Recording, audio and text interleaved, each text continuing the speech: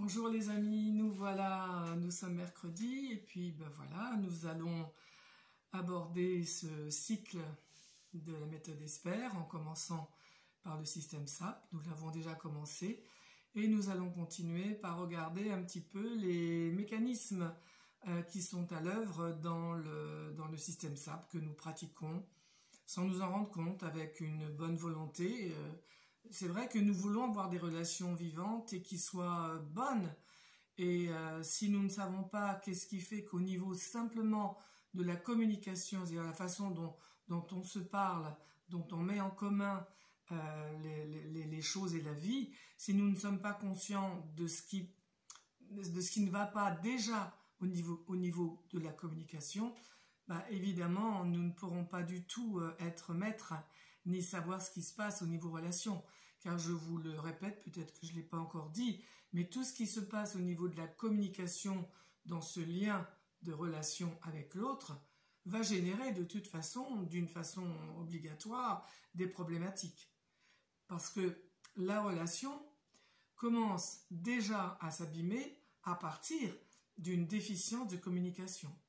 C'est pourquoi il est important de savoir comment on communique, qu'est-ce qui se passe dans la façon de parler, de dire, qu'est-ce qui se passe dans la façon d'envoyer les choses à l'autre. Je ne suis pas responsable de ce qui me vient de l'autre, je suis responsable de ce que j'en fais. Et nous y reviendrons, parce que là, on est vraiment dans la définition des mécanismes du système SAP.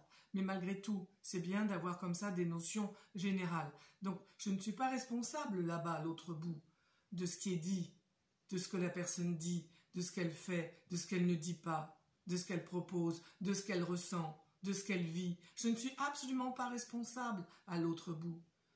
Par contre, oui, je suis responsable ici, de ce que je fais, de ce que je dis, des conséquences de mes paroles, de mes actes, même de mes pensées, de mes jugements, de tout ce qui émane à l'intérieur de moi et de mes ressentis. Je ne vais plus les porter sur l'autre.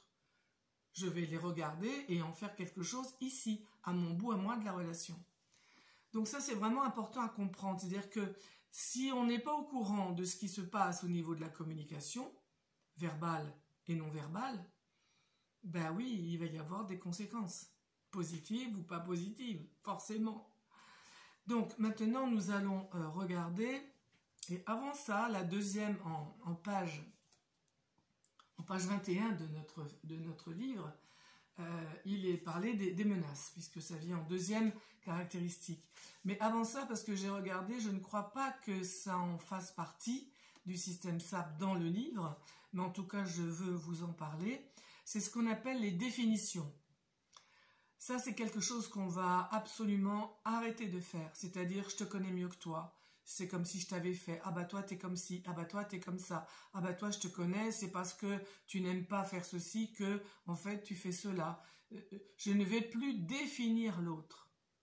Je ne vais plus savoir à sa place qui il est, ce qu'il fait, comment il agit, par rapport à quoi il agit de lui. Je ne vais plus le définir. De la même façon, je ne vais plus accepter que l'on me définisse. Ce qui va d'un côté va aussi de l'autre côté. Donc je ne définis plus l'autre.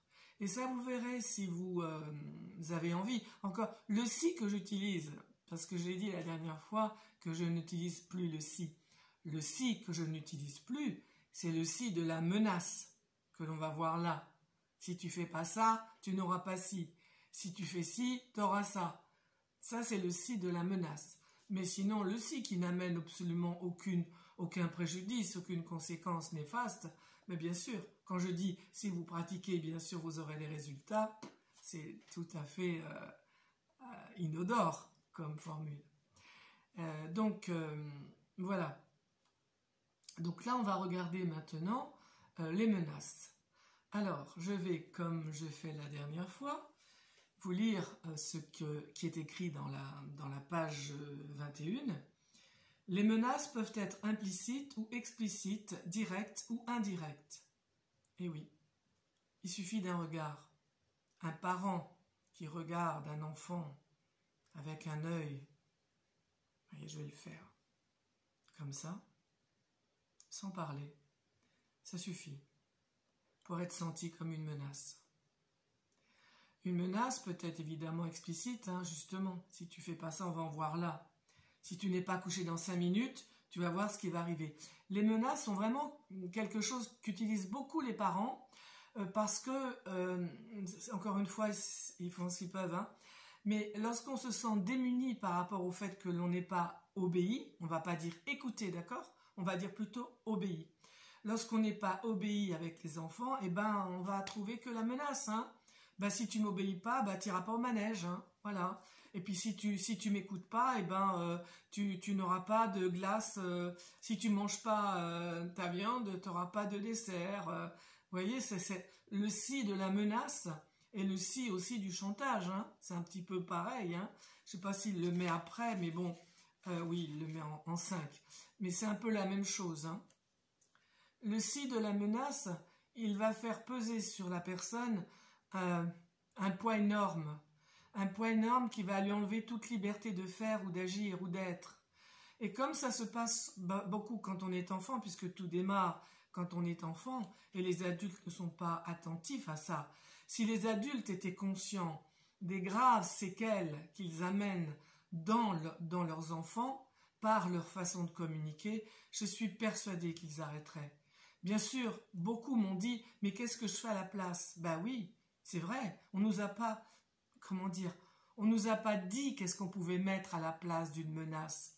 Hein, j'ai eu il n'y a pas très longtemps une maman qui disait à son fils « ben écoute, qu'est-ce qu'elle lui disait si tu manges pas ta viande, tu n'auras pas de jus de fruits. » Moi j'étais en face, j'ai dit « c'est dommage, parce que bon, s'il aime bien le jus de fruits...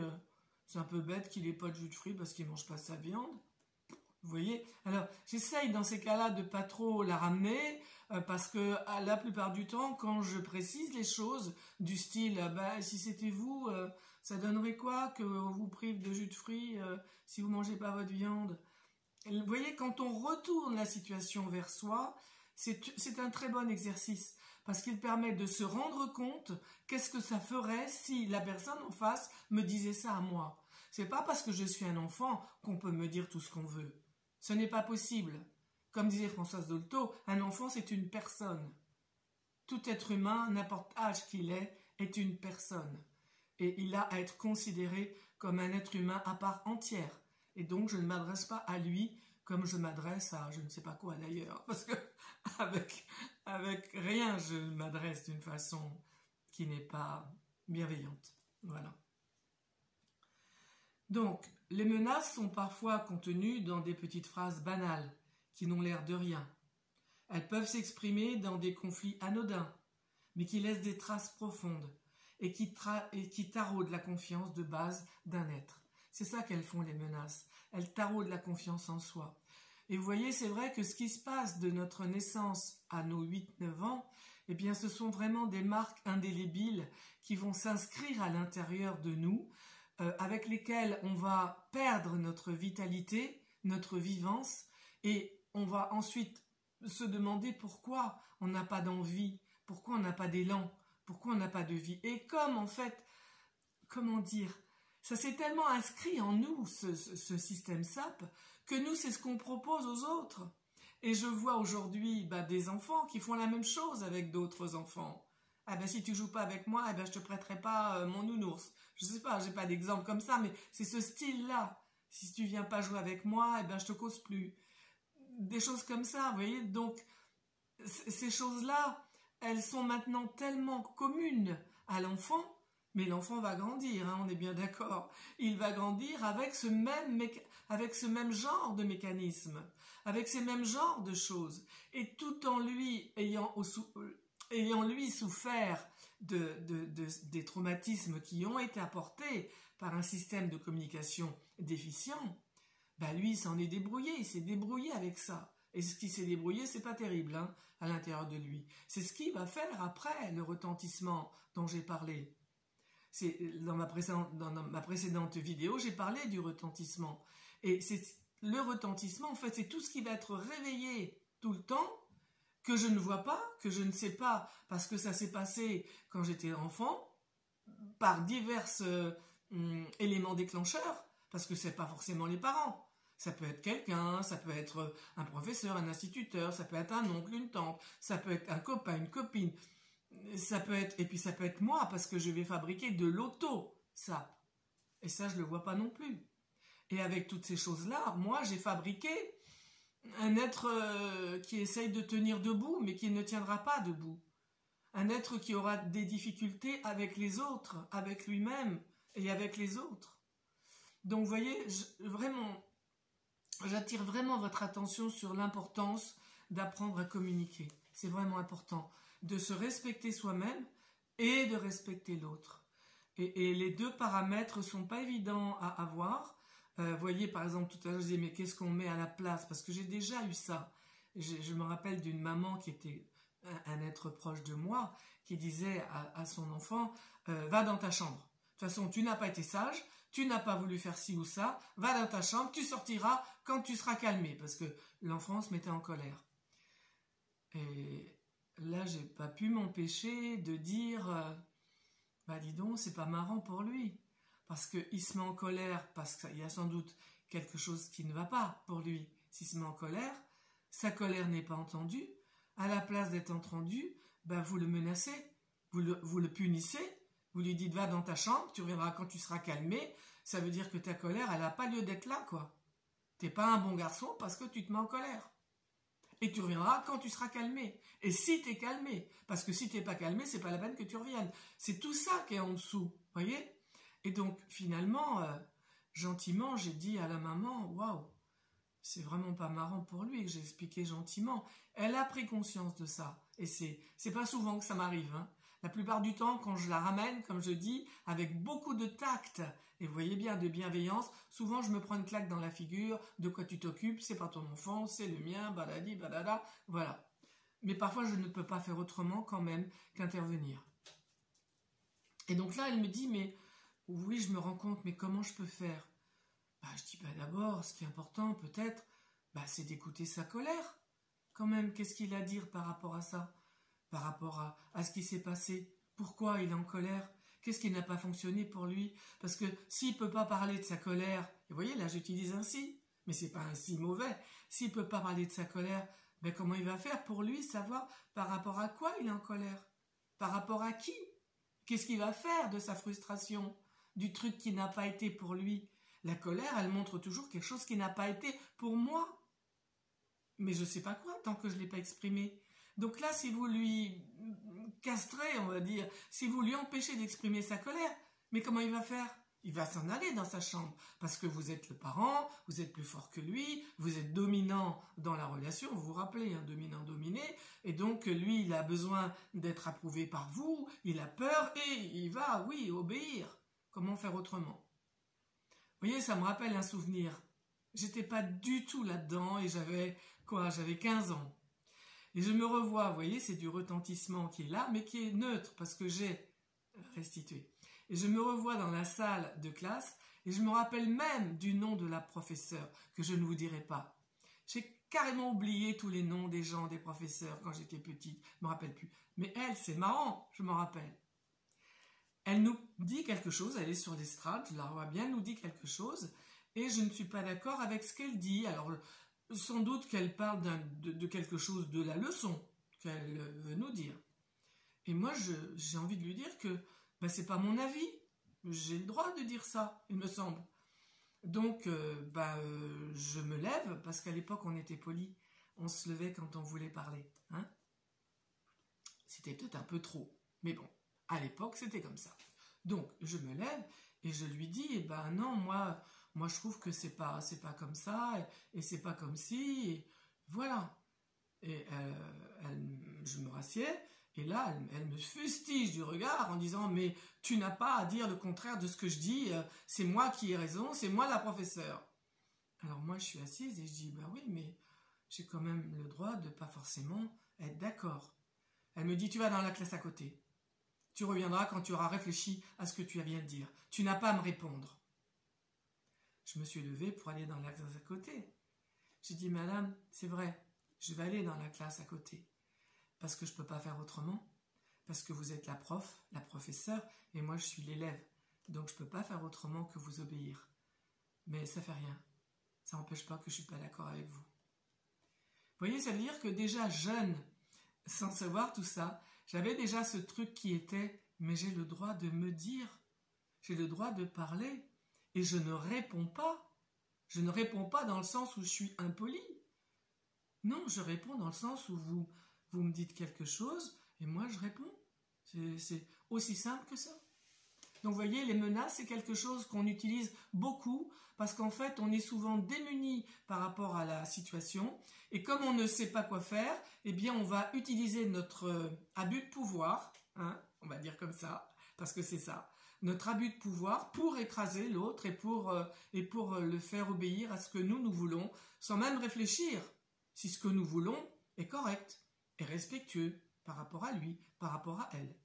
On ne réfléchit pas, on veut être obéi. C'est normal, c'est moi qui commande, c'est pas toi. Si tu n'obéis pas, eh ben il fera ci, ça se passera comme ça. Tu obéiras, tu feras ce que tu voudras quand tu seras grand. Et ça aussi, c'est une menace. Ça me fait rire aujourd'hui tellement c'est énorme. Et quand moi j'entends ça autour de moi, des menaces, et que je vois bien que les gens qui les profèrent, n'ont pas du tout de prise de conscience de l'énormité de ça. Aujourd'hui, oui, ça me fait sourire. La plupart du temps, ça me fait sourire parce que j'ai beaucoup de compassion par rapport à la personne qui utilise les menaces. Parce qu'elle ne se rend pas compte de ce qu'elle fait. Parce que si elle se rendait compte de ce qu'elle fait, en se rendant compte de ce qu'elle fait, je peux vous l'assurer, elle s'alourdit énormément. Tout de suite, il y a un poids énorme. Et je l'ai vu à chaque fois que les personnes ont pris conscience, on va dire, de façon légère sur les choses que je leur amenais. Ben oui, mais pourquoi il n'aurait pas de jus de fruits s'il ne mange pas sa viande? Il n'a peut-être pas envie de manger sa viande. D'abord, demandez-lui, il va vous le dire, lui. Alors, elle lui a demandé, puisque j'étais là. Il a dit non, j'aime pas ça. Parce qu'il est petit, il a 4 ans. Non, j'aime pas ça. Ben voilà, il a le droit de pas aimer ça. Peut-être que le repas d'après, il va la dévorer, puis peut-être pas. Qu'est-ce que ça a comme importance? Il se porte bien, il va bien, il n'est pas tout maigre, il n'est pas malade. On va juste le laisser tranquille, quoi. Vivre sa vie. Donc voilà. Les menaces sont à agiter comme un épouvantail pour freiner la vitalité, contrôler l'imaginaire et l'irrationnel dans la vie d'une personne. Parce que l'enfant, avec ça, il va créer beaucoup dans son imaginaire. Ah ben oui, j'ai pas le droit d'être en colère, j'ai pas le droit de pleurer, j'ai pas le droit d'être triste, je vais dans ma chambre parce que si jamais je reste comme ça, eh ben maman, elle va pas m'aimer, et moi je veux que maman elle m'aime, parce que si maman elle m'aime pas, moi qu'est-ce que je vais devenir? Je suis petit, moi je sais pas faire la cuisine, je sais rien faire moi, j'ai besoin de maman, alors qu'est-ce que je vais faire? Eh ben moi, et l'enfant va inventer dans son imaginaire des modes de vie. Moi, pour que maman se mette pas en colère, maintenant, moi, je me mettrai plus en colère.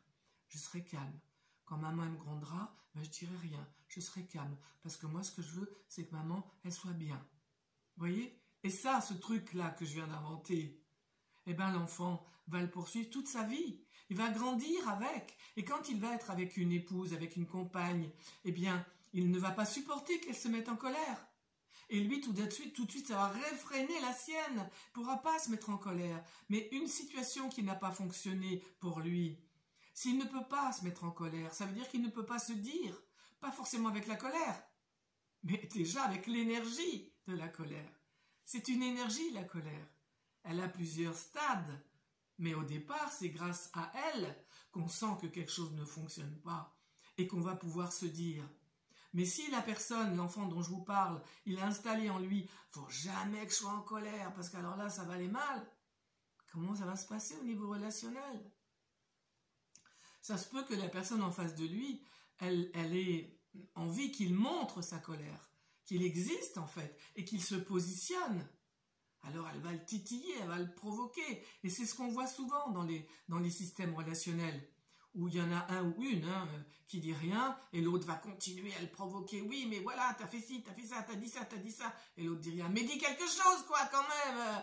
Oui, c'est, ah là là, qu'est-ce que ça fait comme dégâts. Donc voilà. Alors j'ai entendu que ça a sonné, on va arrêter. Vous pourrez regarder sur la page 21 et vous verrez comme ça des exemples assez assez explicite par rapport à la menace. Hein. Voilà. Donc, je vous laisse avec ça. Je vous propose de se retrouver mercredi prochain.